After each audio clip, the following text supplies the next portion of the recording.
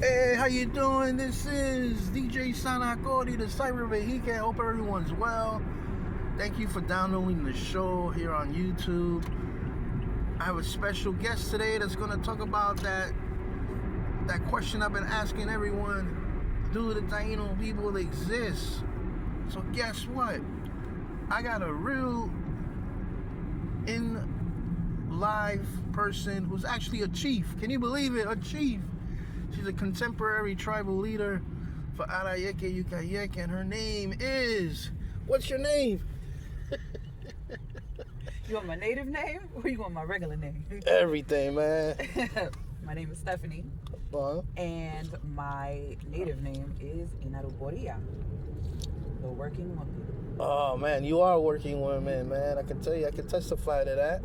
And we're heading out to an adventure somewhere, and it's going to be really cool. And in a later video, you're going to see where we went. We're heading out to Connecticut, just to give you a clue there. And in updated videos, I'm going to show you what happened. So right now, I want to ask you that question. Do the Taino people exist? For all intents and purpose, yes.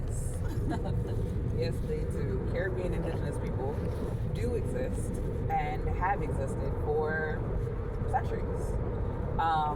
We use the contemporary term Taino today to kind of group the Caribbean indigenous people of the Lesser Antilles together, the people who share those genetic family relationships between the Bahamas, Cuba, Dominican Republic, Haiti, Puerto Rico.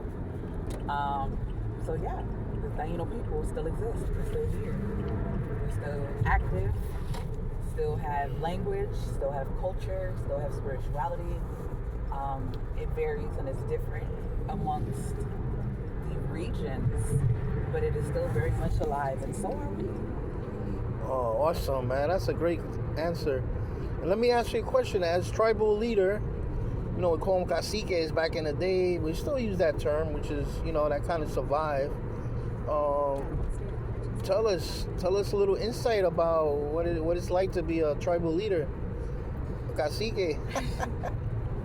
I think that with all leadership, the biggest thing is having the ability to lead with discernment,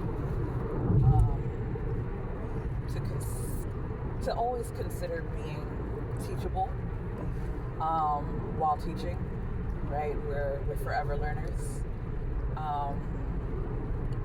And I think in the contemporary sense of what it means to hold leadership in our communities, it's really focusing on educating community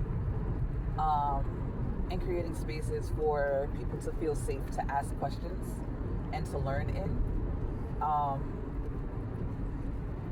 Because the biggest issue and the biggest conversation that most people have, especially here in the diaspora, is how they can be connected to the land and the people and the culture when they're not connected to the actual land. So leadership here, right, forming learning communities outside of our homelands is kind of providing the opportunity for us to still have access to being leaders while taking the side seat of the people in our homelands. So we kind of learn to work with and alongside, but allow our homeland leaders to kind of be the forefront of education, be the forefront of that memory, because that's where it lives, that's where it thrives. It thrives where our ancestors lived.